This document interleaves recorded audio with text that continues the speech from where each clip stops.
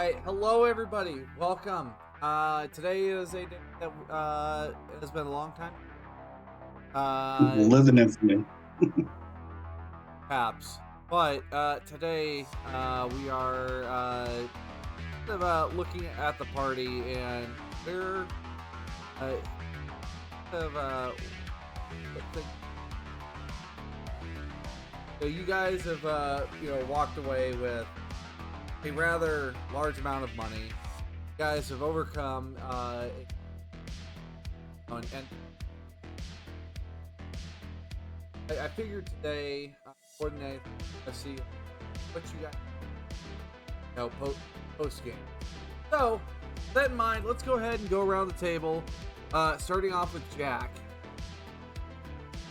I am Dr. Jack, and I was playing, will be playing Thornton, the FBC wrestler, rock boy, executive. I don't know, so many titles. Yeah, he's living his best life. The once and future Thornton.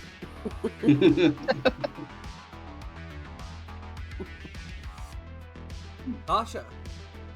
Hi, I'm Sasha. I've been playing Magpie, the fixer who's dipped into a bit of exec now to help look after the kids. Jim. Hi everybody, I'm Jim. I just got back, so I am playing Buddy, the samurai rocker boy, and I just walked into 14,000 eddies, so I don't know what I'm going to do with myself. I want this world. So you stumbled out of misfortune and into something a little bit more fortunate. Yeah. Kiwi. Hi everyone, I am Kiri Waste. I've been playing your lovable nerdy medtech Zephyr. And yeah, he's 19 and just got 14,000 eddies. He doesn't know what to do with that either. Well, unfortunately, you did sign your soul away to Rockland. That's true. And finally, Hawk Raven. I am Ak Raven. I have been playing the wonderful Italian-American Backslash, your Netrunner Media, who's just out to tell a good story and see what happens when he does. It's been a lot of fun. He's a very ride-or-die choom to help out Magpie and the rest of the nest. And while 14K may seem a lot for a lot of people, that's an outfit and a good night's food. Let's get back to work. If you're not buying an island, is it really retirement, guys? Come on, let's. I mean, if you really think about it, you could buy like a shit ton of scrap from the Nomad, have it floated out towards the plaza, so you can have your own island nearby the plaza. True. I guess. But not near the You jet. rent a plane and then you jet stepping stones and doors, and as one book, as one door closes, another one opens, and this is just one part of a story in many. That is I don't want to say the thing, but I think there was a 90s soap opera that went like Tales of Something Lives or whatever. Anyways, it's been fun. This has been a lot of fun. So I suppose Definitely. going around the table, then I think take some time.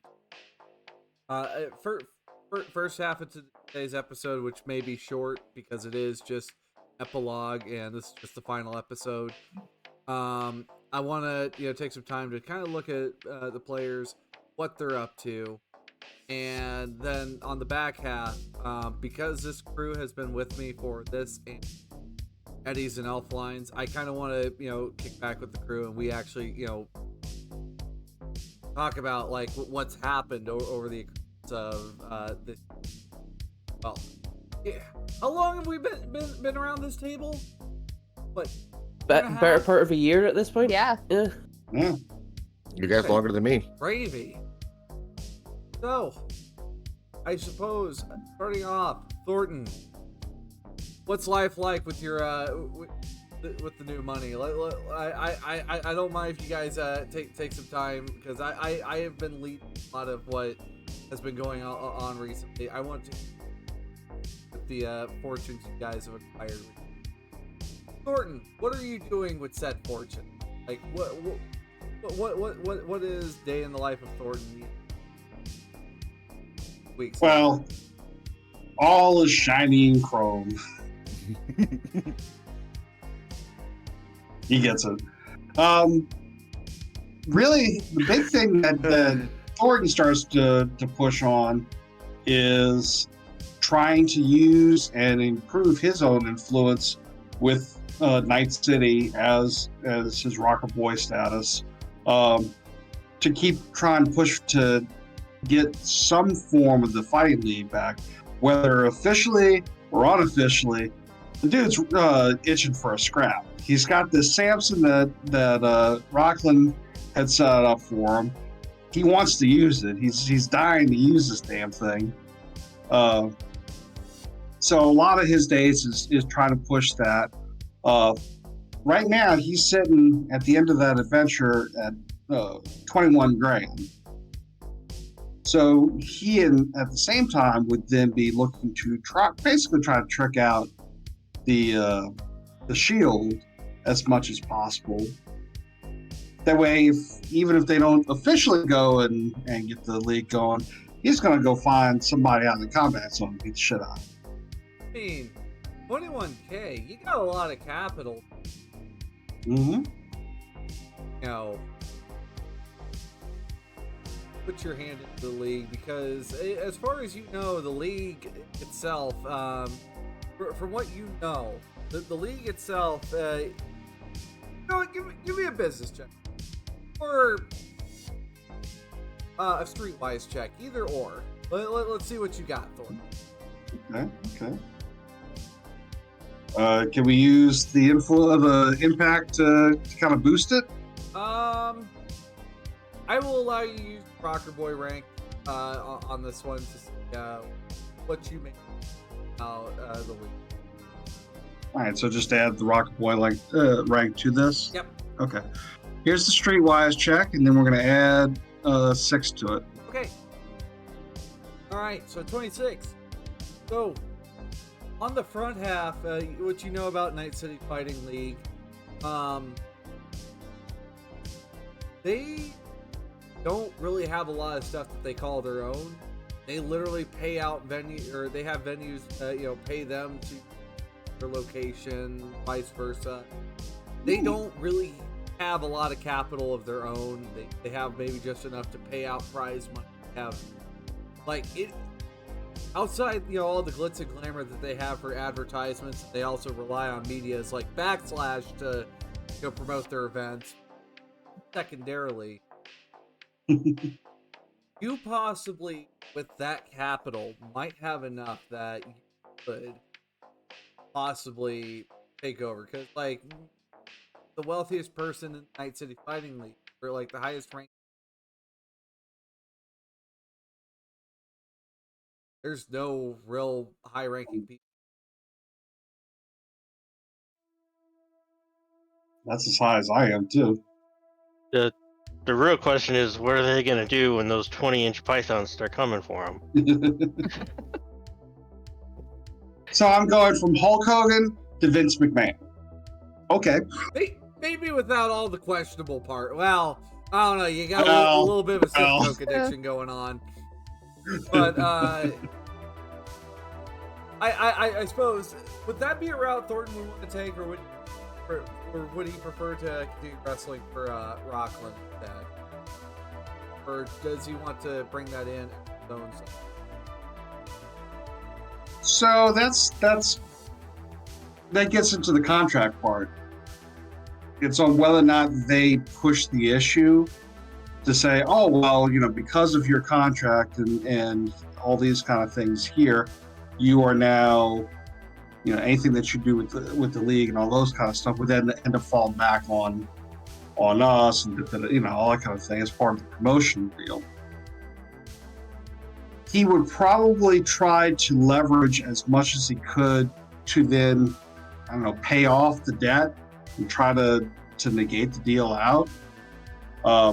It would probably take 6 months to a year. I'd certainly be tapping like Backslash and others, and use my influence to be able to get the court of public opinion on my side, where it's more advantageous for Rockland to just say, "Yeah, go away," as opposed to trying to deal with me. Give me a charismatic impact check. Oh, get the masses Okay. on your side, especially because recently, because of One Red Night, all that notoriety of what's come up with that. Which, by the way, backslash your little friend, Mr. Deckard. To just let you know, word probably would have gotten out as what happened. Deckard probably would not within the week. Clarify. Okay. So, word's gotten out. You guys got yourselves a little notoriety or rep, but go ahead, give me that charismatic impact check. All right. Well, considering the how important this is, I'm going to dump my 2 luck into it. All right.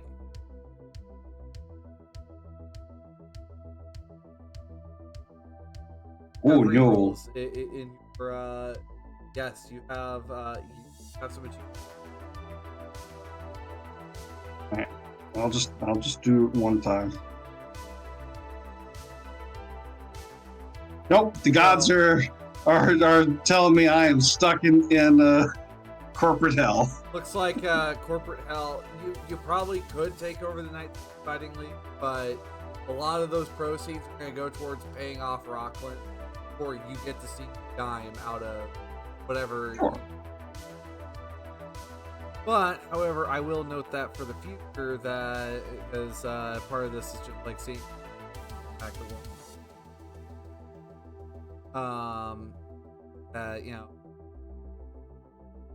You probably still wrestle in the Night City Fighting League. Oh, I would make a point of it. And probably from time to time, you've probably made surprise entrances just to, rile up the crowd. I wouldn't be surprised if Militech's latest entrance washed pretty quickly. All are welcome, all are stomped. Welcome to King Thornton. All I can imagine backslash putting up speakers on any is uppity, but go ahead, Thornton.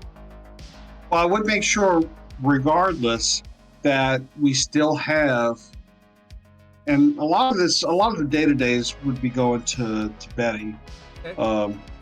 So she would end up taking more of the behind the curtains role. I wouldn't necessarily need her as the ring girl anymore or anything like that.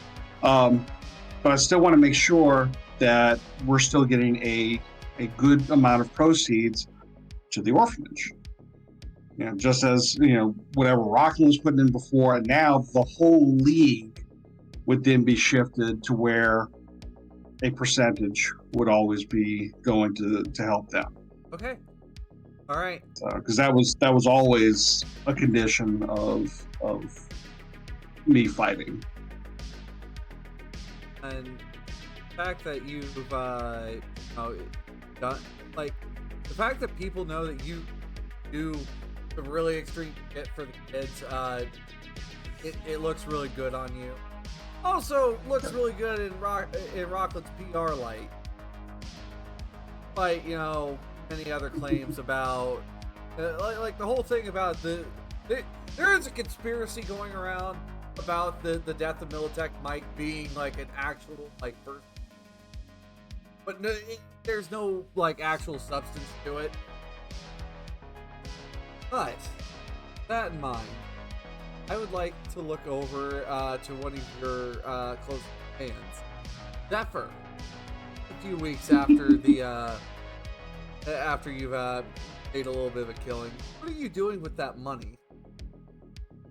So, I was trying to think on this, because I think when Zephyr first got into, medicine and all that, he probably had the goal of doing his, running his own clinic. But with signing with Rockland, that's kind of probably stopped that goal. But I also think that he's a 19-year-old who just got 14K, and I feel like he's probably going to spend some of it very irresponsibly on probably wrestling memorabilia. It's going to be a big thing first. Drugs and hookers. Are you getting a Thornton body pillow? Made out of real I need bodies. one. I'll get two. By the way, the Thornton body pillow is like the Atom Smasher body pillow. It will take up one occupancy in any place. Cannot have it in a cube motel. It makes driving in the carpooling a lot easier, right? I mean, Yeah. Zephyr, technically with that kind of money, you could possibly see about, running your own, like, Rockland clinic off-site of Rock, if that is something that might be in. I think then I probably would be interested in doing that. After wasting at least some of it, I would probably then try and see if I could, get some sort of like Rockland-based clinic set up. There And I don't- certain neighborhood that you want. Better question. That is a good question. Probably, because I do still want to, like, make sure I'm helping out with the kids and all that, because that was, really important. So I'd probably, I forget, what neighborhood's the new nest in? Haywood. Haywood. So I'd probably try and set it up there. All right. And the kids would definitely, could come to me at, I don't know, probably at least a discount, if not free. I'd probably offer my services to them as best I could. Well, I mean, we're basically contracted to go to a Rockland medtech, so I'm sure we would appreciate it being used Zephyr rather than some faceless corp. I mean, I guess in that case, then, if you really think about it, you're actually saving the corp money of not having to send their mobile clinic down there every other Tuesday, some shit like It's that. an investment. Sounds like they might be willing to put a little bit of money into helping Zephyr set up said clinic. I think so. I mean, you need to buy your own facilities, but it's like a franchise. You got to buy your own facilities, but we'll supply you with everything else. That's how it works. Opening up my own franchise. Nick Rockland's. But yeah, your mix of clients, Zephyr, is actually a pretty healthy one. I mean, yeah, if you're looking to do like cheap time to time, you'll get folks off the street. You've got factory workers, you've got dock workers, you've got folks from the industrial zone, 6th Street. You have a very healthy mix of people, so I think I'm full percent how well things blossom for you here in the started, because as soon as word gets out about Thornton's doctor running a public clinic, I mean, I don't know, and with that 89%, I mean, you're booming. Like, business is booming for you. Awesome. Given, yes, probably the occasional, someone trying to, take a few extra meds out of the cabinet. You're not home. It's Haywood. Yeah, it's expected. But I think most places I would set up would have that issue. you, all in all, you're gonna have yourself a pretty good setup. Now, I gotta ask. Are you considering like are you just living in a cargo container then, or are you moving up it?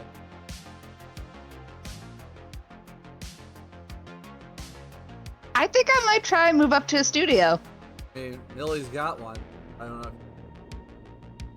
Room with her, or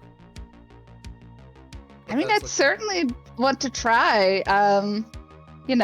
If she wants to room with me, I think that'd be cool. I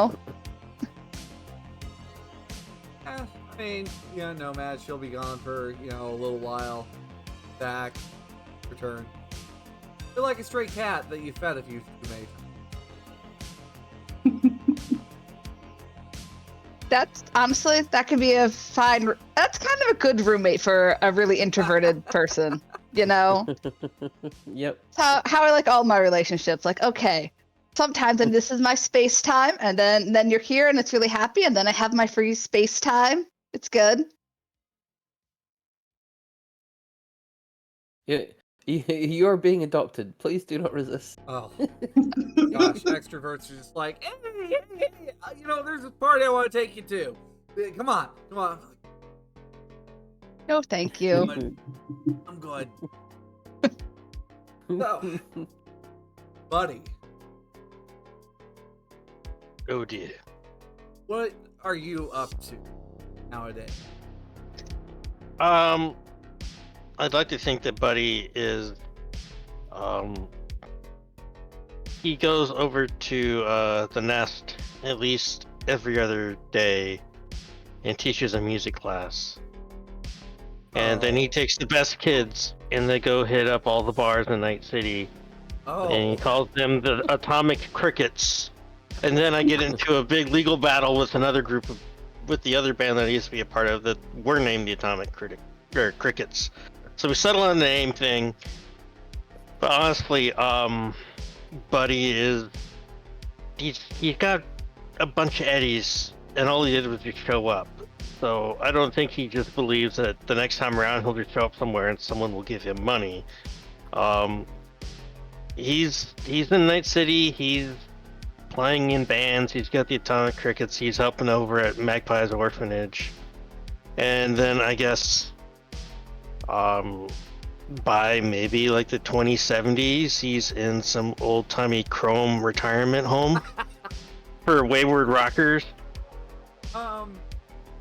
Nobody famous comes in there. Charismatic impact check. Let's just see what Haywood thinks. Oh, great. Oh, charismatic impact. Go, go, go. I'm not bad, right? Not bad at all. I mean, with you know, kind of your connections, that does push you over the 12. And surprisingly, compared to the combat zones, you found a better home in Haiti. You're doing, you know, the kids are welcome at different bars around there before sundown. Because, you know, the bars are no place for children after dark. Well, not any of the bad bars. We hit up a lot of you know, those like Chuck E. Cheese's or Showtime Pizza. We play in lieu of the robotic band that shorted out such a long time ago. I mean, we do the evening show. The kids get the apple juice. I get to have a little beer because I think they still let you drink beer at a little bit of cider. Chuck E. Cheese. No, just beer. Real. I mean, imagine for you, there are other venues as well, public area. Yeah. I'm not a Night City legend like some other people I know, but I'm there. I'm hanging in there, and it's a lot better than getting kicked out of some Blood Nation band because you let a guitar solo go on too long. Like, I mean, Southern Rock only works in the South for certain things. And, no, Southern Rock is no very long. Yeah, they weren't a big fan of Freebird, the special edition. Well, with the 20-minute long solo. Yeah, and they had like we digitally added Jabba the Hutt back in there. It was great. Yeah, but one of the bigger things, buddy, while you may not be a legend, we're a philanthropist for you know, turning up. So I get a little bronze plaque in the music hall, which is basically just a small bedroom. Back to the got that. Oh yeah. Oh, it's not. I would. Pie.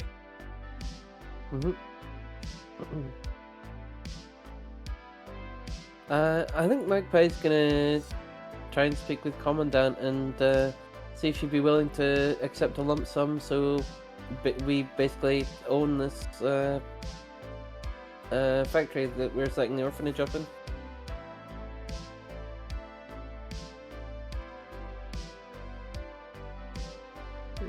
For a haggle check.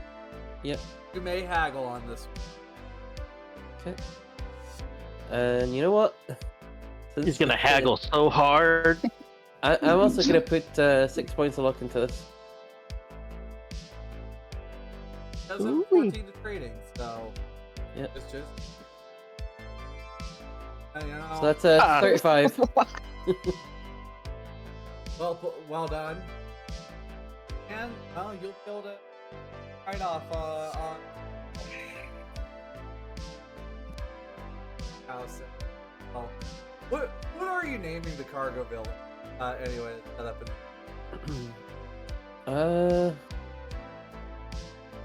The aviary. aviary. Yep. Honestly, I think that. But on top of that, of course, you still have your deal with Rockland, Continental.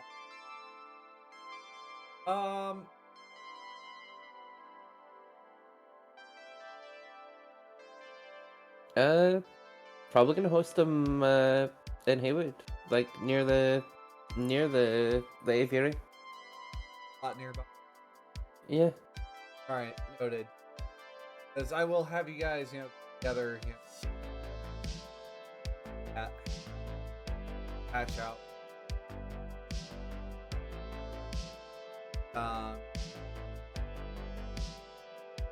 Finally, I gotta come over to.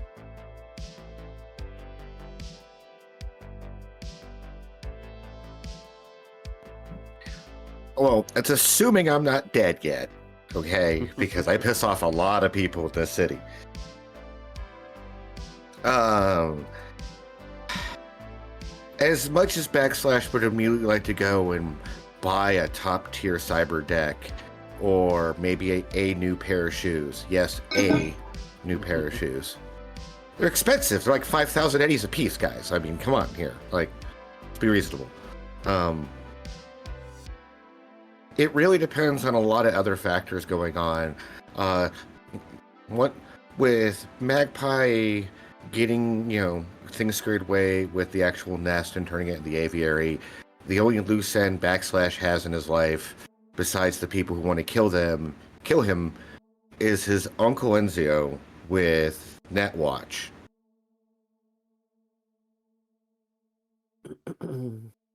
And he did come looking for me for some fate of the world, national emergency kind of bullshit.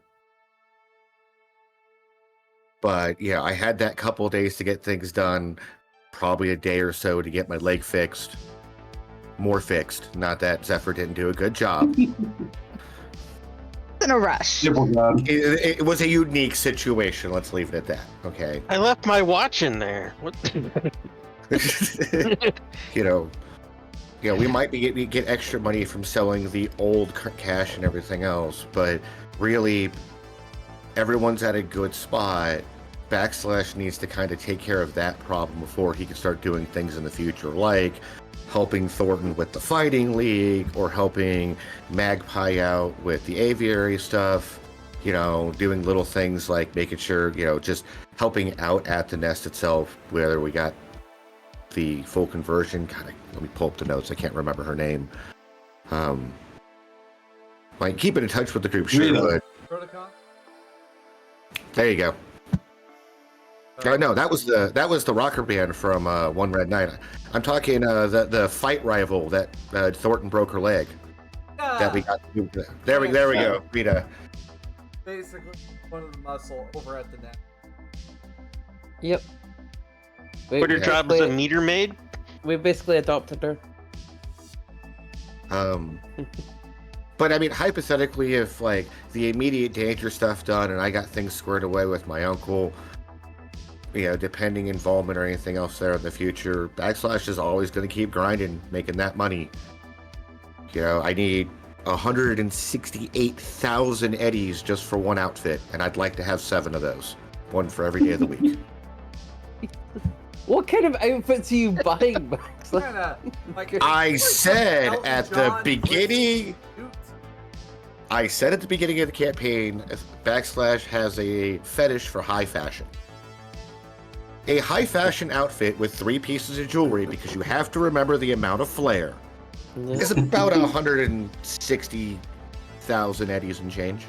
Holy, Nice. holy. Wow. And that's not counting what you want for like a full conversion board or anything else. It's just a, that's just one high outfit. And I'd like to one for every day of the week. That way I don't have to wear dirty clothes and stuff.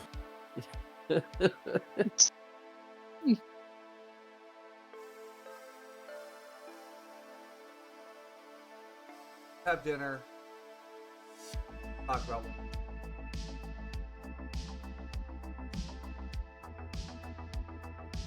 I will at least make sure people know where I'm going. And preferably always make sure it's someplace public. Not that it matters with people like my uncle. Yep. But I'm at least trying to cover my ass.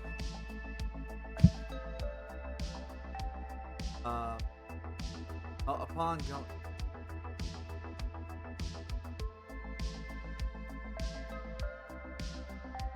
I saw it. This was gonna be a spot for.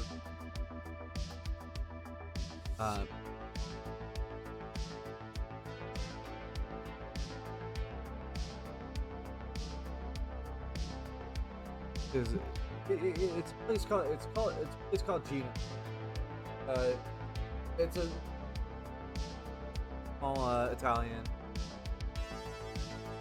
It's nothing fancy, but supposedly the meat is real. The cheese expensive to get a sandwich. Okay. And the your uncle sitting in a one of the booths poking over the stage. Well, it's about time you finally showed up. I'm here trying to make sure I sit in a way that's not my back to like the street or an entrance or something, so I get shot in the back, but absolutely sit down next to my uncle nervously, but that like, yep, let's get this over with. You've done and take the cannoli. It better be a good cannoli. I'm just saying, with the price of those eddies and everything else, it better have, I would say you'd need at least good pre-pack or better to eat how it charge you. That's the kind of cost of something. That's fine. I mean, we're on good pre-packs, so yeah. Yeah. Over. Oh. Roman Deckard. Without lots of high up loose. Getting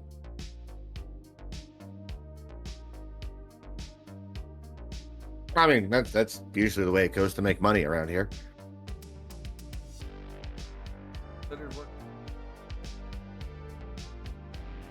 Depends what I get out of it. I'm pretty sure you guys will pay way better than Rockland.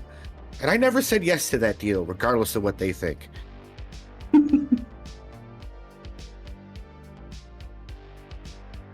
Right.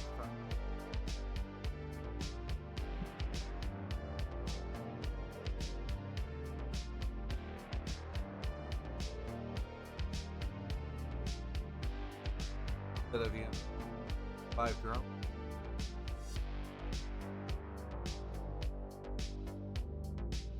Depends. I do like my autonomy, and I don't mind doing work for you guys. But what's the chance of me getting access to, something in the back room? I've heard some of the stories of the unique things Netwatch has done with a wise man. Talk it to your uncle. I could probably get you in.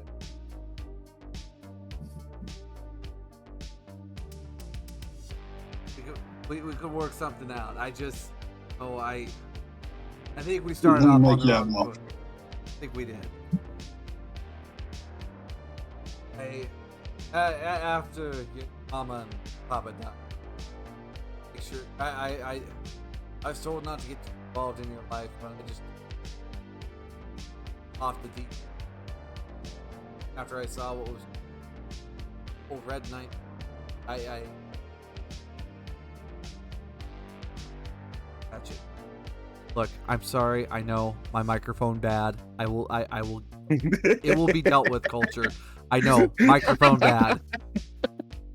So I think I'll just get up in the microphone like this. Anyway,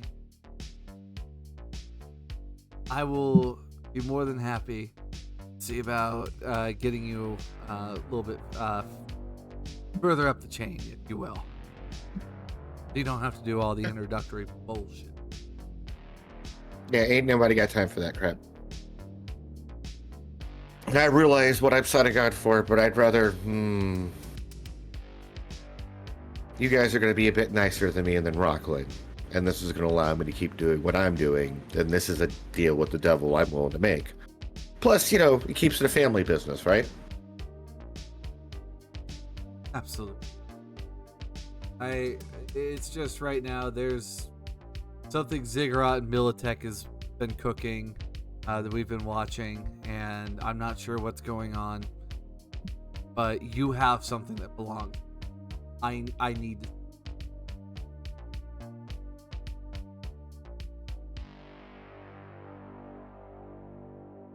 Backslash will think to himself, already knowing for a fact what he's probably referencing. I do collect a lot of things. I'll get a little closer. Can you be a little specific? I collect a lot of shit. The phone pretending to be it's from the Got so. 20 teens. Pull it out of my pocket. Kind of like hold it at him. Okay. Go with My you. specifications on the body. No bullshit funny business. Done. Set the phone on the table in front of him. He opens up the phone. Why doesn't it talk? Well, you got to turn it on first. It is on. Because the person inside knows and can hear us. It doesn't want to say shit for their own fucking safety. There is a note left on the phone, backslash. Thanks for the help. You'll find me where you found me before. Giga. Oh, that would be this warehouse area, actually. Great. Poor That's where we guys. originally found Giga. I hope you're ready to chase down some man. That's literally what I've been doing. Absolutely. He puts his hand out to you. Shake his hand firmly. I'll see. I'll see you in a week. What? All right. So, imagine Magpie running a night market to make some sales to help with the help with this. You guys are gathered, probably at a table at this point.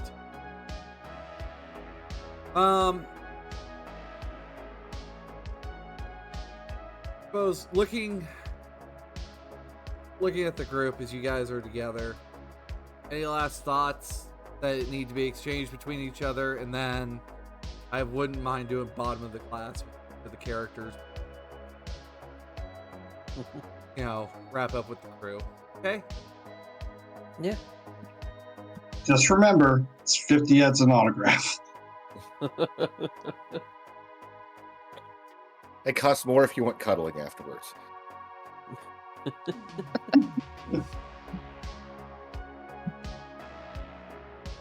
Consent is appreciated. Well, it's been a hell of a ride, everyone.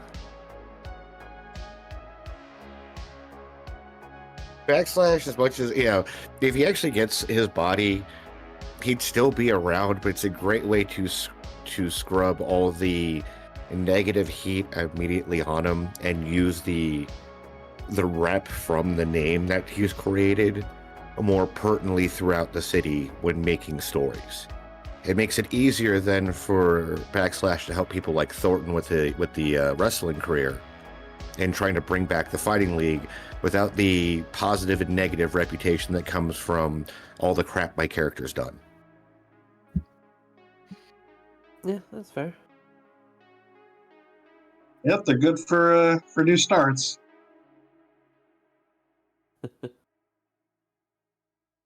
What do you do with your body? With the old meat? Probably set it up in a way that I can get the recording of looking like I died in a fatal car crash or gun blaze or something like that. So there's always that, like, did he die? Did he not die? But he wouldn't do anything poetic with it, if that's what you're asking. Set him up on a hoverboard and send him over the dam. It's more or less that shedding. It's the cocooning phase. That was my old life. This is my new life.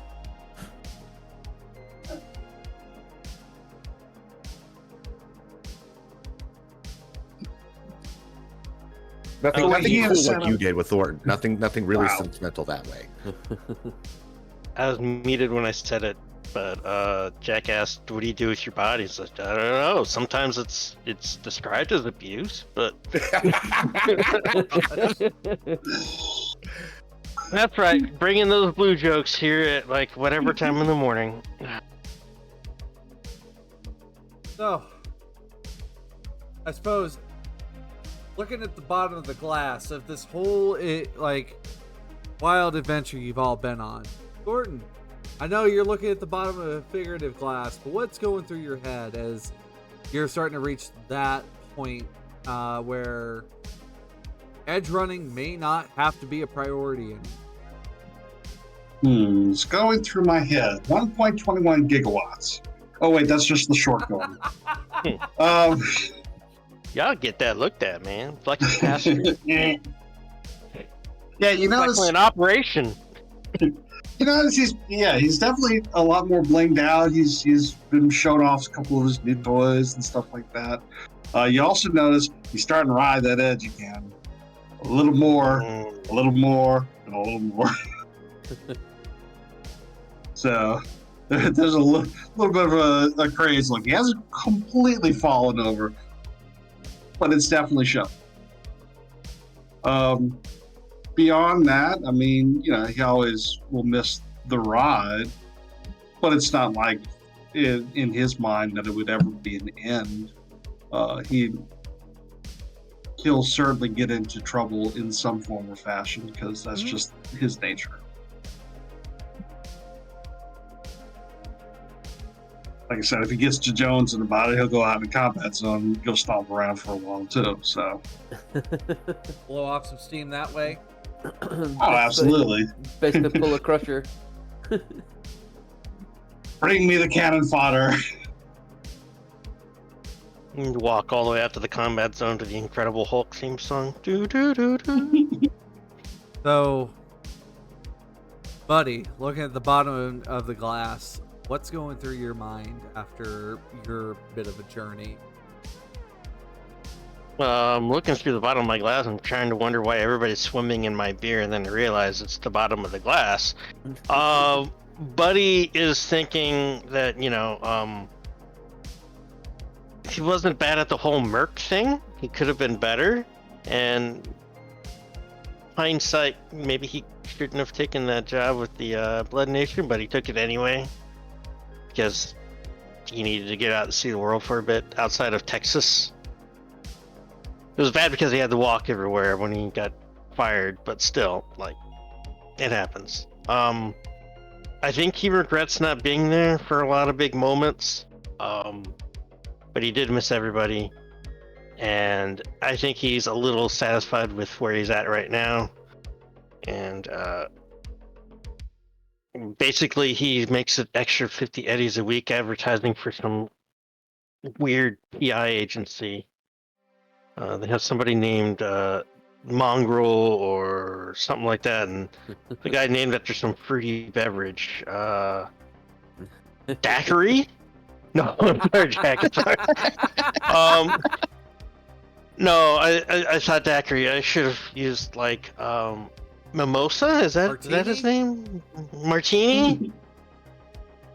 I don't know, but yeah, he makes extra 50 eddies a month, and he's satisfied. But I think deep down he wants to do more. And he also loves giving those swords a good workout every now and then.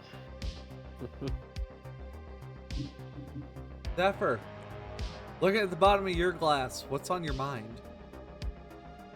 Well, I think looking back on, what was this, past few months?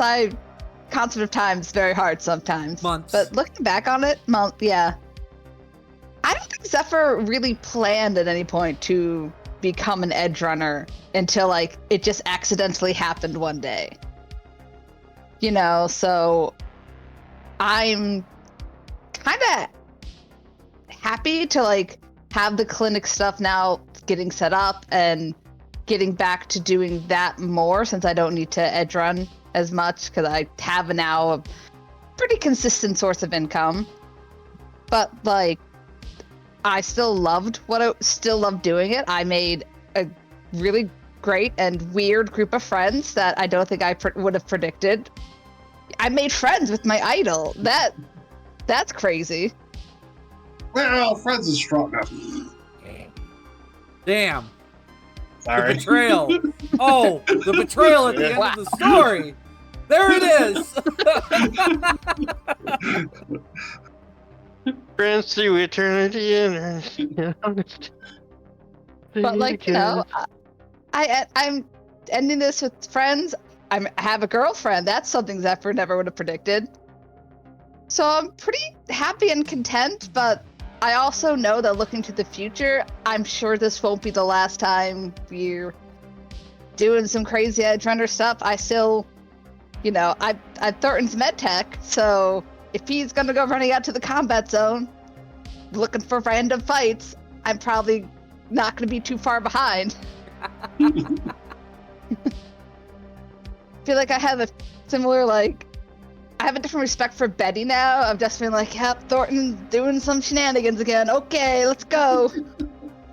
Betty and Zach have both kind of understood that Thornton's going to do Thornton stuff. Zach will pick him up in the morning wherever he falls over and gets tired. Betty, you know, someone's got to get this paper. Somebody's got to get these deals squared away. And sometimes Magpie is just a little too busy.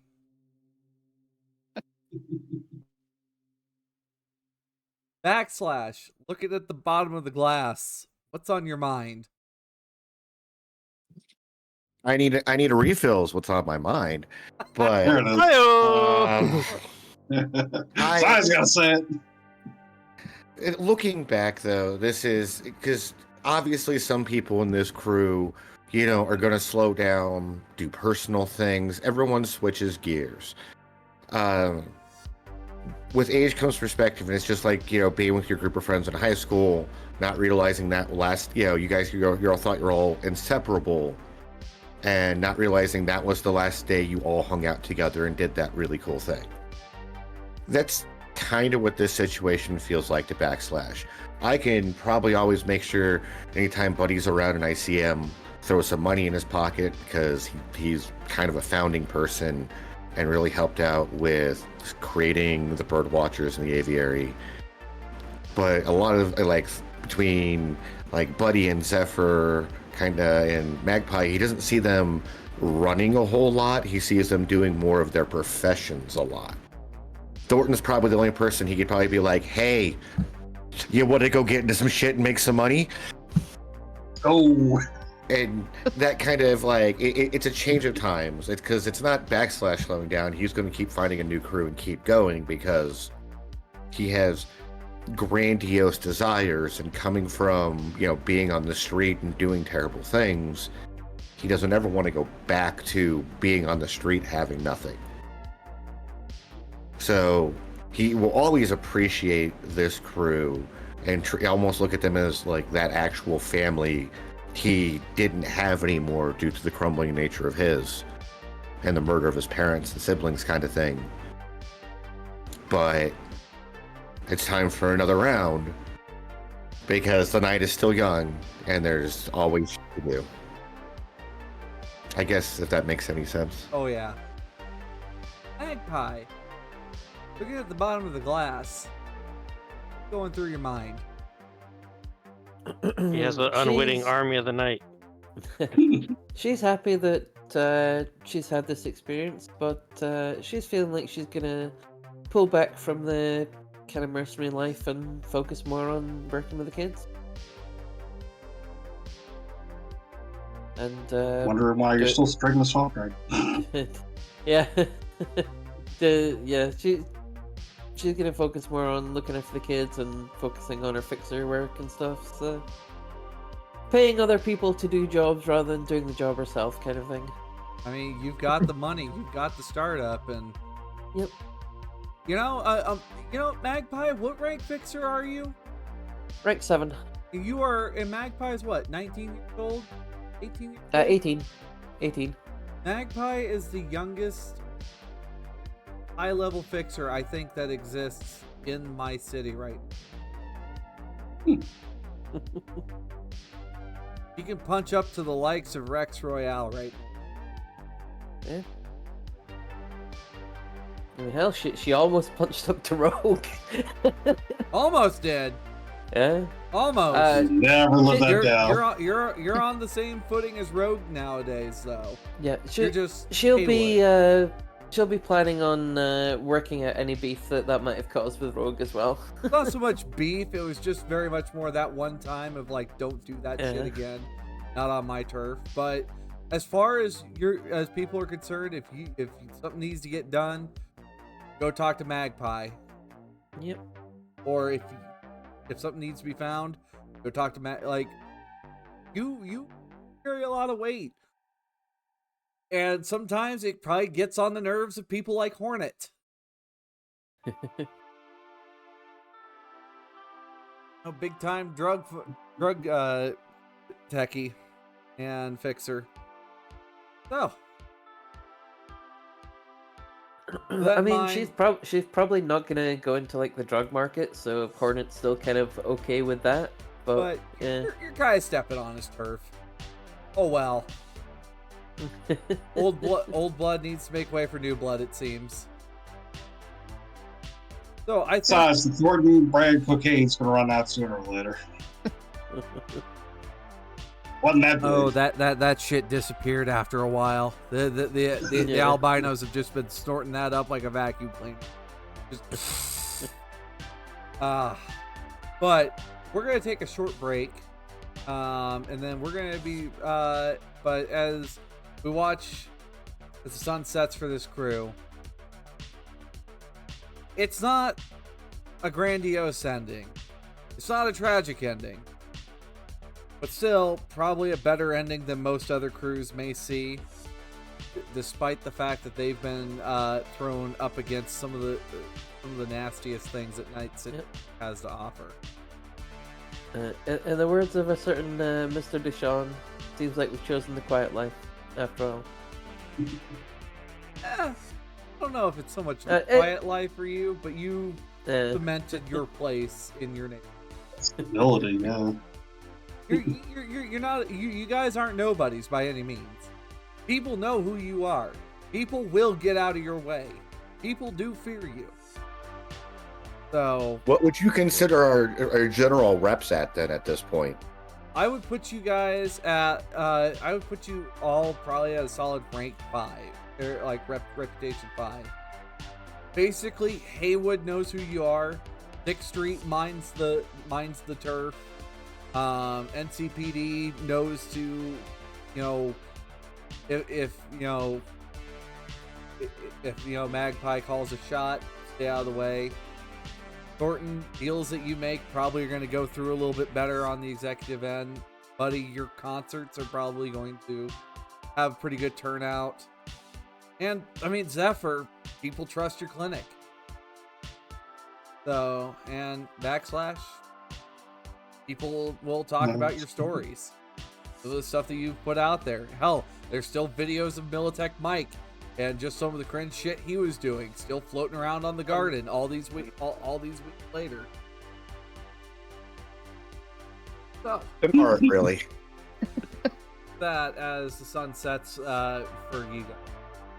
We're going to take a quick break, and I'm going to join the players, and we are going to do basically post-campaign chatter now that we are at this point. So, I will be back. And we'll, let's say 10 minutes? 10 minutes? Yep. Yes, please. All right. Sounds good. Bye-bye, everybody, for 10 minutes. Oh, right. Sponsors. That's something I need Yeah, to do. that'd be important. Yeah. A little. Also, of course, as always, if anybody's wondering what music I'm using Carl Casey's music. It is copyright. Just make sure it's credited. Whoever's doing all that for YouTube, just make sure there's credits for it. Just because of reason. You guys got a lot of achievements. Happiest place, going dark, output, self-improvement. My custom achievement, I just can't. And ground zero. But yep. For anybody who's wondering what the achievement I just can't is when you do something that's just absurd enough, I can't process it. I can't return on it.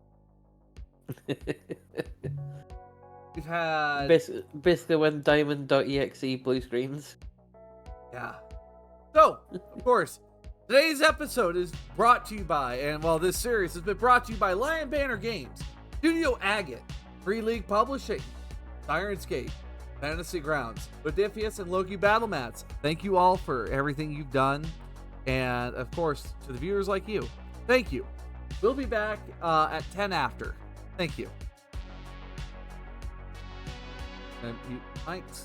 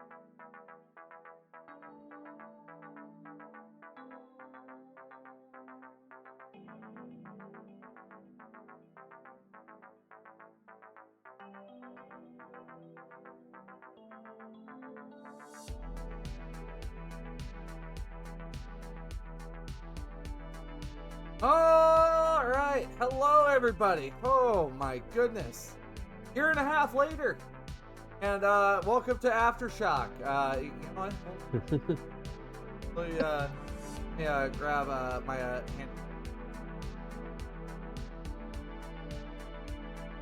I'm gonna do a neat little something. Response to it. Not gonna do that much effort, but anyway, welcome to Aftershock. Basically, we are done with Shock and Awe, but I figured because both like a lot of these players have been here for both campaigns that I've ran. Well, one of them for all 3 campaigns I've ran over on Jim. I figured I just kind of want to sit back. So guys, I figured I'm going to do this the same way I run it over on Wireheads. I want to start off with each of you guys. What is, outside like big epic moments, what is that memorable moment or character or scene that just kind of sticks out to each of you? And maybe if it is an epic moment, it's an epic moment. But go ahead, guys. Whatever anyone's got right off the top of their head, please feel free.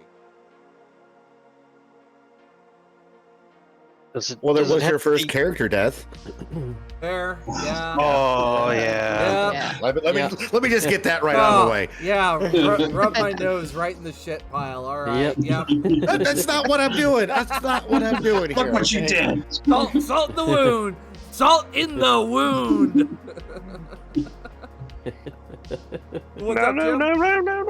No, in this one or like In the other one general, over on the, In any of them, yeah. Across all the campaigns, I suppose. including Storm Chaser one, because I think well, that one was the most. Shanghai was over here, so yeah. Yeah, I know. Well, what do you got from Shanghai, Jim? Well, I think. I swear, if you say rocket cock. No, Okay. but that is always a close second, and third, and fourth, and fifth moment. It's tied. It's tied for no. The fact that he's nailed headshots with that thing is just papers. Don't worry about it. It's science. Does he call it his explosive bukkake? Yes. I think he used the flamethrower once or twice. I want to say Look at that it look. was Look at it. in this over at CNU. I think the moment, a big emotional moment for Tequila was when he found out that the Mask had targeted the group over in back in Night City. Having like being a million miles away and not able to do anything kind of got him and the Shanghai crew moving to get there to save everybody that we cared about. So I think that was a great motivator. Buddy, I don't think Buddy was around long enough to have any extra special moments other than slicing people's hands off for fun and or profit.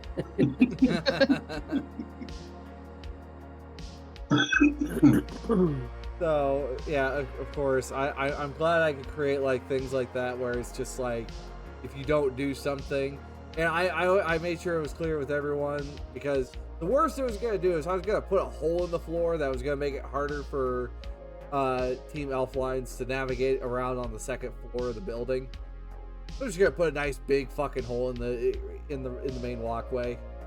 But I suppose, Jack, do you have like anything that really stuck out to you between campaigns that just or like a favorite moment? Well, for me, really, the biggest one was actually off screen. Oh, Was all the conversations that we had, all the setup that we had in the big heist that ended explosively. The first one. Setting up the Ultraman concept, setting up the shop, all those behind the scenes stuff where I got to really dive into, as a techie, what would I be doing? How would I be thinking? A lot of that thought process was always something that was very, very enjoyable. So it's something I appreciate that we were all able to work together about that and come up with something that I like to think was pretty interesting. I never imagined I wasn't going for a character death. I'm thinking the whole time that we're doing this thing, I'm sitting there going, it's just for a brain dance thing. Why are we getting too deep into this? Oops, somebody died. Well, now I feel bad. But it was fun building up to that. In terms of action-packed, balls to the wall insanity, that whole fight for our finale for Eddies and Elflines. Oh, that was just fucking awesome. Yeah, everybody rolling through downstairs, wiping people out left and right. I'm sitting in an AV firing a big giant cannon. Yeah, I remember that. Oh, it was entertaining. I think what was hilarious to me about Eddies and Elfline, because I was only in that for a very short time with you all, I had a weapon in that I never used, and it's diamonds. It's the weapon Diamond hates the most. Because Brighton started with a Tommy knocker, and I never got to use it. I don't hate it for I don't hate it for the fact that it exists. It just scares me. Okay, that thing looks like a broken wrist waiting to happen. Well, Never used it. Somebody fired one off. broken wrist or blown up face, you decide. But yeah, yeah, that's right. The Tommy knocker is. I don't know. There's just something about the Tommy knocker, It just. I don't know why it upsets me, but it does. It's not in a bad way. It's just like this gun should not be working the way it does. There is not enough structural integrity for the Tommy knocker to be functioning. Right? But then again, it's as you, woman. Essentials. Hey, woman. First off, thank you for addressing for affirming that. But second off, woman. Jeez. Oh, calm down, lady. You'll be fine. Last time I heard anyone say woman in that tone, they got a dish thrown at them. But anyway, Kiwi, any memorable moments for you between the campaigns? A couple different things came to my mind, but then I had one last thought. I'm like, that's the one I gotta say. It's not so much a moment, but a reoccurring thing. Sure. And it's Bedlam and that gorilla monkey mask. And then this kept coming up. It's like, and then I put on the monkey mask. I was like, why does this keep coming up? Look, and it was always great. I'm gonna say it once. You gotta hand it over. Puts on the monkey mask and takes off the pants. Oh, that monkey mask Lean gonna into come that back. one. Like, I have Pacifica Man. Someone that enjoys their time in Pacifica a little too much, gets on a little too many drugs. But then there's Bedlam. You understand, that story has shown up in like news reports for some of my paid games. And like, did this actually happen? Like, oh yeah, it did happen. This did happen. We have the video proof. And, It's like, I think the point was to hide his face, but it just became this whole other thing afterwards. Yeah, it was basically like another character. But everybody just assumes that this is Pacifica Man Plus.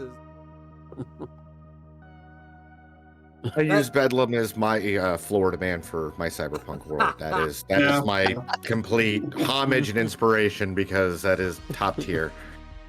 I miss Sean. I hope he's doing well. Yeah. Yeah. Well, last time we heard anything from him, he said he was handling some family stuff, and I think he's supposed to be a dad soon too. Yeah. So, Wow. just let you know, we miss you, we miss Nick, we miss a lot of people from the Eddies and Elflines days. So, we hope y'all are doing well, and we hope someday we'll see you at the same table again. Sasha, anything memorable from you besides me killing you?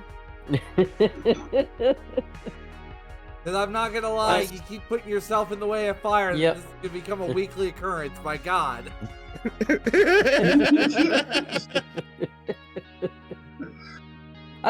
My characters are reckless. What can I say? Don't be reckless. I mean, at least this character kind of had some kind of smarts about it. She also has like a built-in stun gun, so that will only impede them for so long.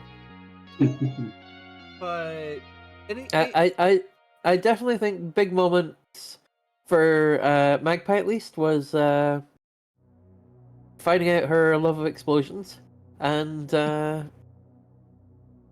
less of an epic moment, more of like a villain moment was the burning down of the original nest that she set up. Yeah. That had a big impact.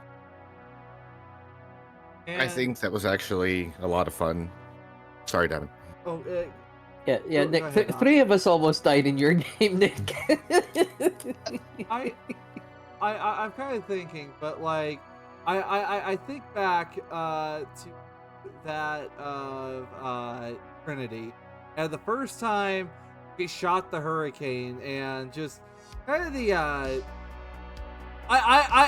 I don't know, Kiwi, if you had that, but I felt like an awakening happened. But you saw what happened after your first round of shooting the hurricane, and just what you could do to people with that thing. I felt I awoken something in you. Yeah, that was great. I've never really played many just like my character is strong and can kill everything characters before, so Trinity was just really fun. Just like, I guess I shoot him and kill them in one shot. Cool. That wasn't just And it was Trinity's great. personality. She wasn't just kill. But I mean, she's like just. But she could. But I think it was just like more of that player mode. Just like, oh, this is something I can do now. Like I was like, oh, okay. I wasn't really sure how strong. Like this was a strong weapon, but I wasn't like, okay, I got a really good weapon. And it's like, oh, I got a really good weapon. There's something about 10d6 at point blank that just first time I ever Put a shot smile a on hurricane. anyone's face. Oh, it makes And me then do being like, more than oh, I get to smile, shoot Jim. again also? Oh yeah. I could do that twice. Yeah. I suppose Gamer Girl. Oh. Oh goodness. You were all confident on the net, you were all big talk, but as soon as some little street rat comes crawling out of the sewers, you suddenly get puppy toes. She definitely had the gay panic whenever Nyx came around. Nyx came along. Yeah. I mean, I mean, she was so confident in the game, and that's what drew her to her.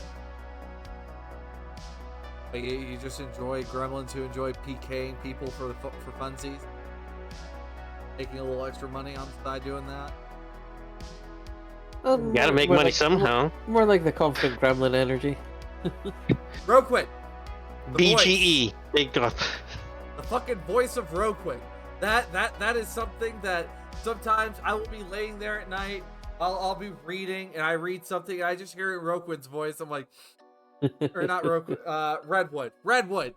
No, not Roquid. Roquid is Bedlam. You both have arts beginning your name, but Redwood's just like, ah, yes. And I'm like, Right, Jim. You Damn it. you all know that is like a really shitty impersonation of Matt Berry, right? I just need to make sure everyone knows that. Oh, And the only reason I don't want to be hipster about it, but I knew about Matt Berry when I watched Dark Place. It was like another British TV show. It was one of the ones he was on before he got on the IT Crowd and then Toast of London and everything.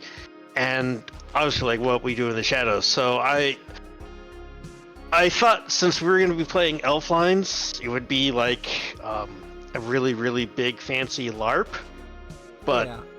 online. So I thought, like, to blend in, I should do this European or English voice. So I just channeled my inner Matt Berry and tried to talk like them because I didn't know how. Because Mila didn't know how to talk, like, didn't know how to play the game. So, yeah, I be your friend or foe. But yeah, like Courage and honor.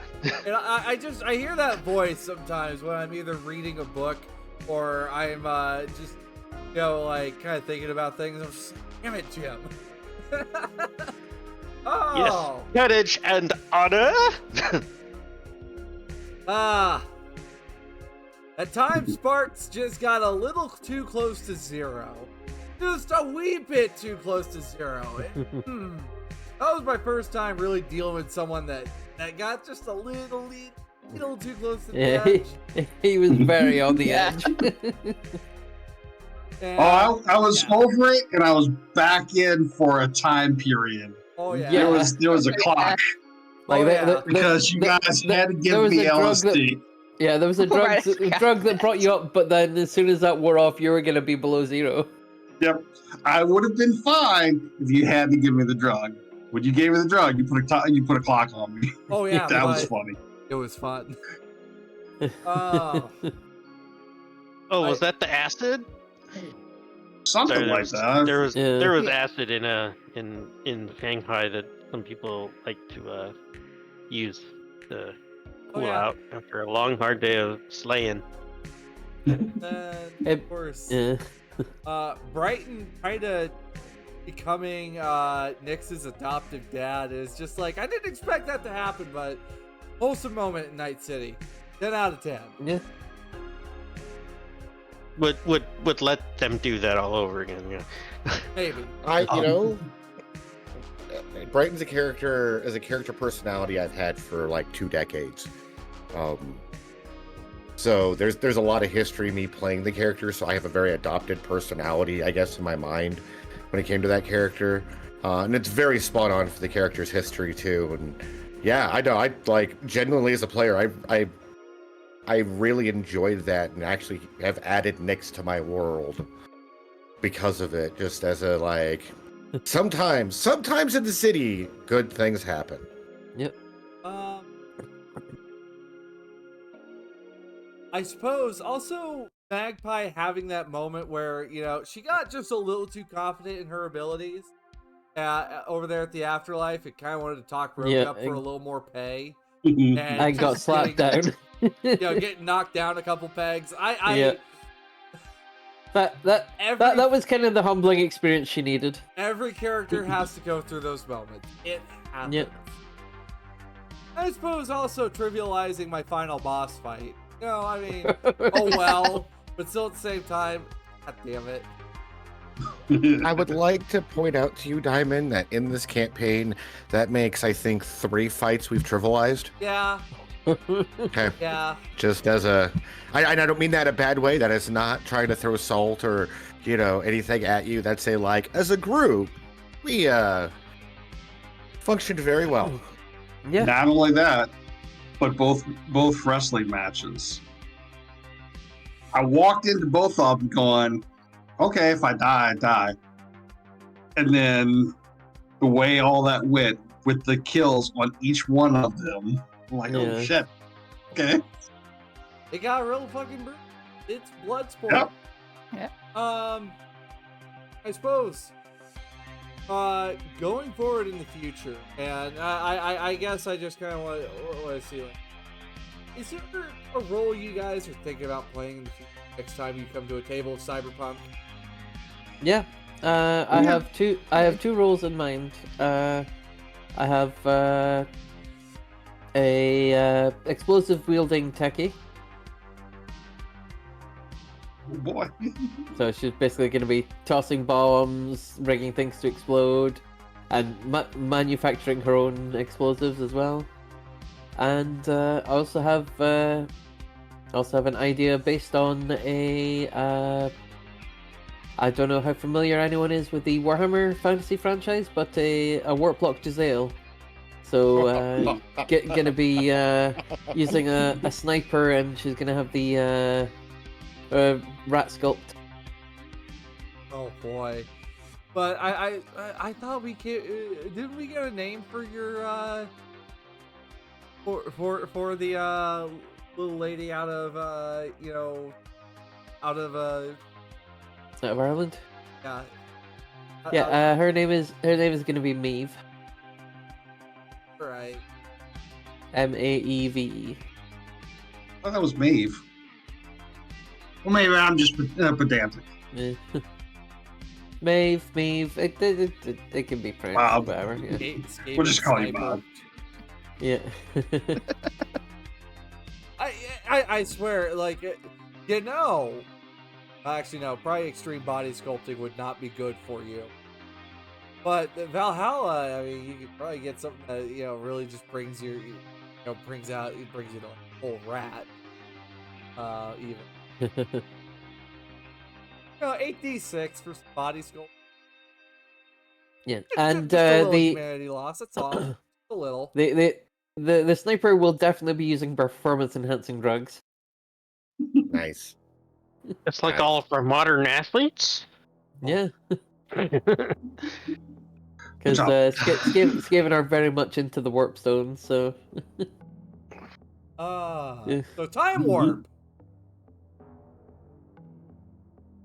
I mean, that's a drug. I don't know what time warp actually does. Time warp is basically liquid Sandevistan. It worked well. That was a cocktail Thornton was using. Yeah, Time warp plus crack. Yeah, she might be on that. Definitely the synth coke. To make sure the time warp actually works, you do have to do some physical dance moves. It helps it circulate faster. Just to jump to the left. No, we're not. And a step to the right. I love rock. Put your hands, and if you have more than two hands, it's plural. It's fine. With your hands on your hip. I want to make a medtech techie and totally tech upgrade and play with drugs. Okay. Now. In ways that make DMs. Yeah. Because I've already had someone try to propose this before. Are you planning on also picking up nomad levels to live out of a Winnebago? No. All right, good. Good. I don't need another Breaking Bad happening. No. Like, maybe go exec. That way I can have, the warehouse makes the drugs. I've got the storefront that holds the money. I live nicely over here. You're gonna be like like an El Chapo kind of figure. Go ahead, Yeah. on. No, please continue. Yeah, what's like your next character idea?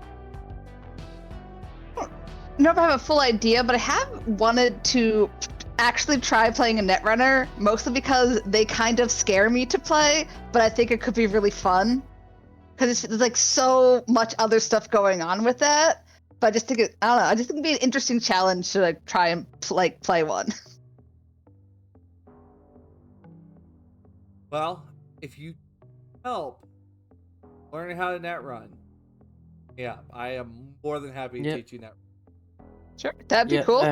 Diamond's a Netrunner. My first stream character was a Netrunner, so yeah, we're kind of also a Netrunner. Yeah. There's a lot of us who are really into net. May or may not have figured out how to create a cyber deck / suit combo that gives you 20 slots. And it requires you also being a tech. But Oh, did you? I mean, I came up with like a prototype net running suit. I'm pretty sure I shared with you, Yeah. Diamond. Cool. Yeah, it just looks fun. It feels like you get your own little mini game during the game where you go do this other stuff, and it's kind of neat. I think it never happened, but I was planning to make my backup character for High Riders was going to be a netrunner, okay. but then I didn't die, so That whole inconvenience. yeah, I was ready. I was like, we're all gonna die, and then we didn't. So Jim, any thoughts Yeah. here? I was thinking outside of the idea I had mentioned earlier, which would be a techie that is like a little short kid who basically pilots advanced combat power armor, but he named it Bullwinkle, and his name would be Rocky, because I like little kids controlling robots and stuff. It's a Japanese American tradition, I guess. No,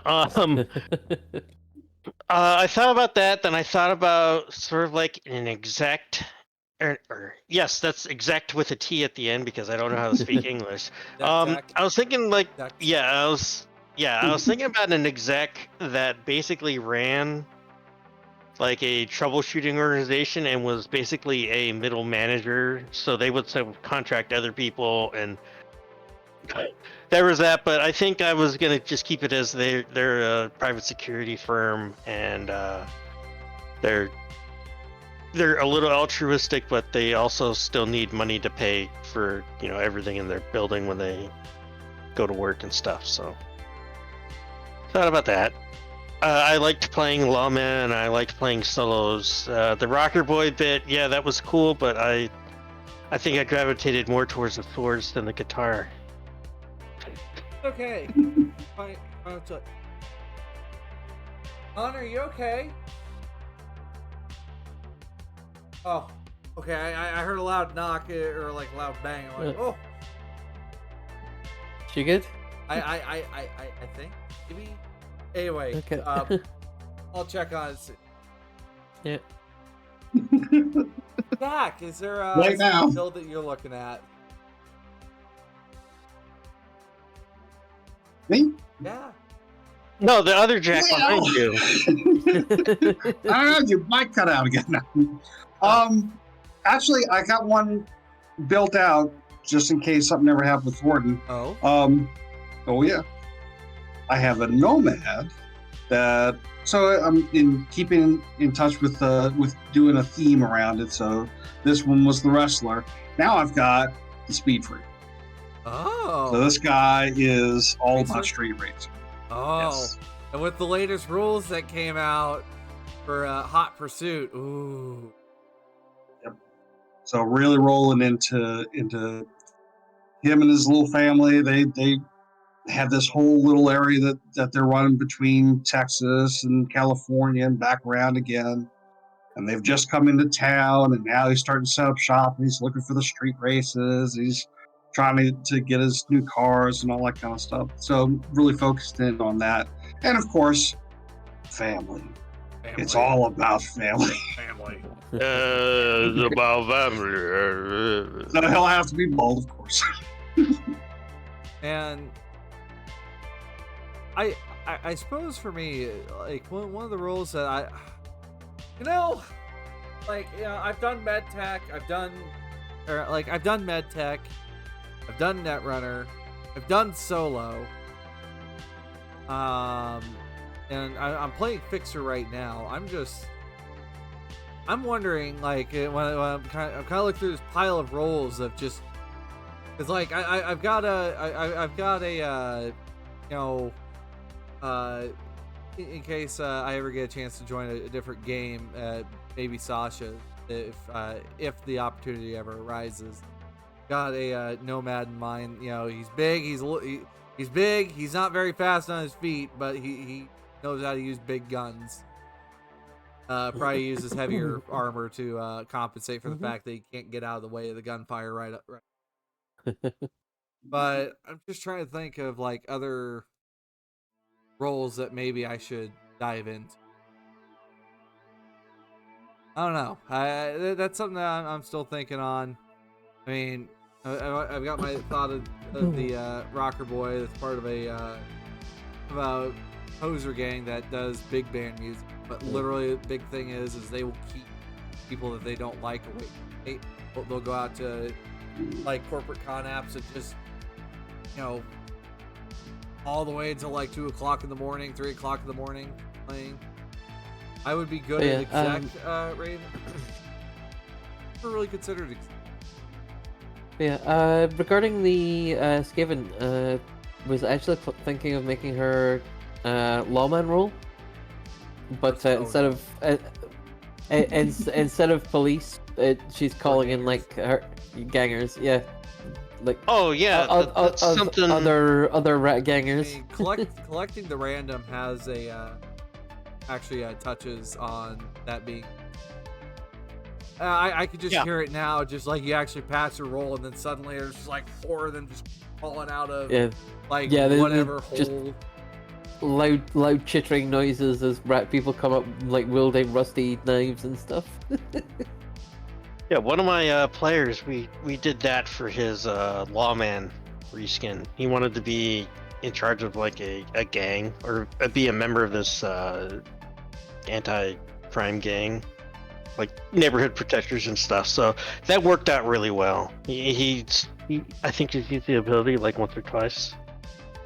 So it's a very interesting idea to put that in there and run with that. So because I only very briefly played a lawman, and it was in an offline game that kind of discontinued quite quickly.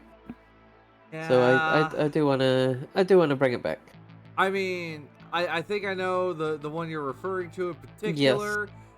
Seeing how, you know, there's some stuff. Seeing how on, you know, 21st we're gonna get that, you know, edgerunners mission kit. We'll have stuff for that time. And I guess, you know, I might actually bring that character back for that if that's an option. Looking to the future, there is one other concept I want to try playing, but I know Phantom Liberty is part of it, like part of the inspiration for it. But you know, you have the FIA is around, you know, during that, you know, maybe, you know, I play a fixer reskinned as a spy, and you know, I use my contacts and my ability to get resources. Don't blow my cover as a member of the FIA. You know, work my task without getting caught. I would say if you want to, you could always change it to an exec and make them the handler for like your agents. So like you'd be a fixer, but it would be like you'd have your henches and you'd send them out to go do intelligence gathering, and then they can be your guys in the van. So you're Mr. Phelps, and you got the Mission Impossible team. Yeah. No, I mean, you know, actually, exec. But yeah, execs are underrated, and you know, there's also the other variant that actually, yeah, I played an exec for a couple of sessions just because it was part of a different grouping. We'll hopefully I'll be able to return to that one later. You know, she works for Neighborly Insurance. Definitely not a shell company. Rex Royale. No, she definitely does not work for the mob. She is definitely, you know, just your friendly neighborhood insurance agent. That's not laundering money. Like a good neighbor, she's always right there. And then media, I mean, I wouldn't mind, you know, doing the private eye type as a paparazzi. That'd be interesting too. I would very much love to have you at my table, Diamond. I don't know if I have any more games in me at the moment. But I don't blame you. Gaming is tough. Yeah. Like it's taken the group a while to a group that for the podcast I'm on. I think those episodes are supposed to be dropping sometime this summer, but we last played in March, and it's already been March or April, and it's already been like a few months since then. So Now, Eager to get back to it. being you, I know you have seat Rob, I know you have seats at your table, but your game is at the same time as my game over on my channel. So it's just like, so yeah. But I think because and chat, part of the reason we're kind of wrapping things up, there is the chance of me day shift has upshifted to like a strong 85% instead of the was early. I do have to say goodbye for now, and I'll be awake at normal people hours, guys. I'll have a sleep schedule. Boo! Ooh, normal hours. How is that possible? There's no such thing as normal hours. I won't be working night shift anymore. I don't have to be caffeine dependent. I can actually live a little bit of a better life. Well, I mean, It's only suggested. The reason why I'm really good at playing the burnt out security guard over at at my tables, or like the night guard that just might not have it quite all together, is because you know what, I've seen those kinds of guards. I've seen the super cop guards where they like to push their authority a little too hard. And you've seen the ones that probably shouldn't be working in security industry. But like I've worked nights for about, so I'm a little tired. But I think on that note, friends, Cable, do you guys have anything for chat before we wrap up for the wrap up campaign? I just want to say thank you all for being here with us on our journey. We couldn't have done it without you. Yeah. And definitely couldn't have done it without our amazing GM, Diamond, last year. Thank you for your amazing work, Diamond, in this past year, for everything you've done for us. Watch out, your avatar's buffering. Yeah, The lights. Your eyes are Lights. flickering. Take care, Nick. I'm just powering now. Don't worry. Processing. Aw. Other than like shameless plugs, I mean, CNU's been great. Diamond, you've been an amazing DM. I enjoy Eddie's Elflines more because of you DMing it, and I want you to understand that for the compliment that it is. Mhm. You made me want to go play Eddie's and Elflines as a cyberpunk in the cyberpunk world. That's why I joined with you guys. So. Yeah. And I suppose something else I want to look to for game is I want to look into more of the mini. We got Chasing the Rabbit. I haven't had a chance to really dig into that one yet. It looks so much fun, but I just oh gosh, I can see that being like those college or high school sport movies. Just it's a derby.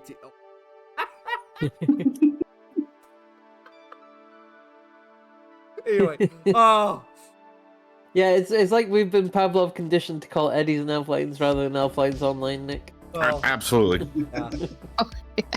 I mean, I've seen people outside of CNU just refer to as Eddie's and Alpha Lions. It's like, nice. But by the way, fun fact, Wireheads, we talked to Jim a little bit about some of the things that inspired Alpha. I don't mean to plug that over here, but I'm just saying. Apparently Rob's got an advanced copy of Edgerunners Mission Kit. Reveal and review coming in a week. Rob, I did too, because I think it's because of the media, isn't it? I'm not gonna say too much about it, but don't you worry. There's gonna be lots of juicy stuff going out about the Edgerunners Mission Kit. Trust me, I'm gonna be dropping some nice morsels. Can't wait. Quick hacks actually exist, because that's always been the one thing that really made me look at Netrunners and go, wish they could do more in the meat space. Well, and it's been talked about time and time again over on our team. The tech's just not there. Things are still pretty broken. So, I think on that note, I'm Diamond Dust. I've been your GM for a lot of these campaigns. I will be signing off for now. I may return in a different position, maybe later on, probably as a player. Who knows? But going around the table, let's start off. Doc Raven. Well, hi everyone. My name is Raven. You can find me on Instagram or Twitter at Raven. You can actually also find me on Twitch at Raven. I DM every week Runners Rise on Orc Skull Studios. That's Thursdays, just after this game usually. Now that I have my Thursday mornings opening, I'm probably going to do a pre-game on my own channel, trying to get that off the ground. So if you're ever interested or want to keep tabs on me, you can probably find me over there. I got links to my social and shit. I finally learned how to set all that up, so might as well plug my and start chugging away at all that. But no, I've got great games in the future planned between Tokyo 2045, more Runners Rise games. I'm going to start a 4th group in that world. So, and I got great plans for DM workshops and shows because it is 50 years of Gygax after all. Yep. 50 years of the hobby. But Kiwi. thank you, CNU. Thank you, Diamond. Go ahead. Kiwi. Hi everyone. Yeah, I'm Kiwi Waste. You can find me, on Discord or Twitch as Kiwi Waste or Twitter as Waste Kiwi. And yeah, you can catch me tomorrow, hopefully, on High Riders at time zones, 8 o'clock for me. I don't know everyone's time zone, but you can watch me there. And and yeah, I guess I do want to thank everyone I've played with have been just so great. You all are amazing. And coming into this, I didn't have a lot of experience in Cyberpunk Red, and just everyone has been so helpful, and I've learned so much from this game. And Diamond, you are an amazing GM, and I'm so happy to have played with you, and hopefully I will play with you again in the future. And yeah, and thanks to CNU for letting me play and learn this awesome fun game here with everyone. Jim. Hi everybody, I'm Jim. I played Tequila on Eddies and Elflines, and I played Buddy in Shock and Awe. And I remember a while back, I surf on the Reddits because something to look at and read. I saw this casting calls, like, you know what? I tried for this other one that didn't go anywhere. I might as well try this one. We'll see what happens. And I got selected, and here I am playing with all these awesome people. The people that we lost along the way because, real life took precedence. I'm a victim of real life too, aren't we all? I want to say we miss you guys. I'm gonna miss being on CNU. I'm pretty sure there'll be other openings along the way. But one of the things, or a few things that I'm gonna miss is I won't be able to play with this group here as often. I won't be able to play with Diamond as often unless she drags me into another game or something. And I want to thank everyone for giving me this opportunity. You can kind of sort of still hear me if you like my voice. I am the GM for Radio Adventure Drama Theater's Cyberpunk Red show, which is supposed to be premiering sometime this summer. I don't know if it's going to be week by week, but it's going to be really, really good or bad, depending on how you want it. But it's me on the other end instead of being on a screen. It's me trying to figure out why my crazy friends are doing things that they're doing. So again, thank you everybody, and please keep circulating the URLs. He said the thing. What are we, some kind of Suicide Squad DVD Blu-ray combo pack? Sasha. Hi, I'm Nekokitty Sasha. You can find me on Twitter at Nekokitty Sasha and here on Twitch at Nekokitty Sasha. I've not got much going on at the moment, but I'm planning a big group event on 7 Days to Die coming up soon. So Nice, with the yeah. with the new update drops, so keep a lookout for that. You need people to play 7 Days to Die. I got nothing really going on. I am Decker Jack, and I am a ghost on the net, so you can't find me nowhere. Unfortunately, I'm not actually a content creator much. Maybe eventually one day, who knows? Let's be honest, we'll see what happens.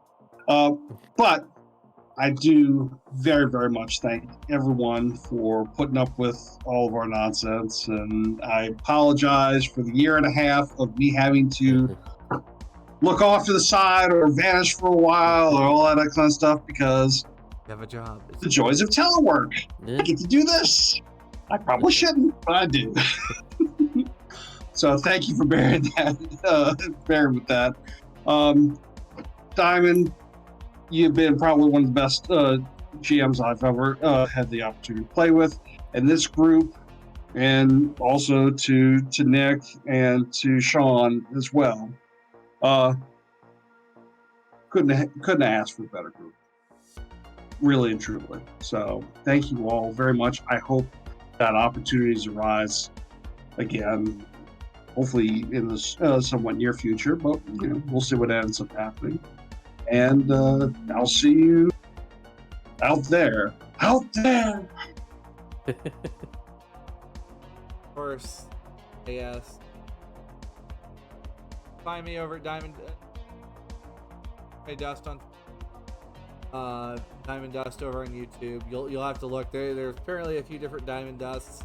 See, I didn't know it. I didn't know that it was like specific to Final Fantasy. Like, by the way, we're getting ready for Dawn Trail here pretty soon. But then, oh gosh, what else is we're gonna be wrapping up a couple of campaigns over on my channel for Moonlighters. I will be breaking off. Well, not breaking off for Moonlighters. That's not the case. It's just I'm gonna be breaking off to go put up productions over on my YouTube channel. And we're gonna be we're gonna be doing some big production stuff. I'm gonna be sending some emails, and I don't know, maybe I have to make some phone calls too while I'm at it. Oh goodness. But of course I want to say a big thank you to Jack, Nick, John, Sasha, Jim, Huey, Doc, all of you. Thank you so much. And of course to those of you guys that I've been borrowing these people from for a few hours out of the day. Thank you as well, and seeing you. Thank you for giving me a platform. Yeah, did a good on broadcasting games on. Finally, last but not least, check out everything CN got. Check out, and if you're new to the Cyberpunk Red community, check out all the content creators out there. There's so many different names. I'm not going to go through all of them because that's a long list of names. And until next time, folks, because don't worry, there'll be more. Bye-bye. No matter where you go, there you are. Bye-bye, everybody. Woo! Rubber circulating.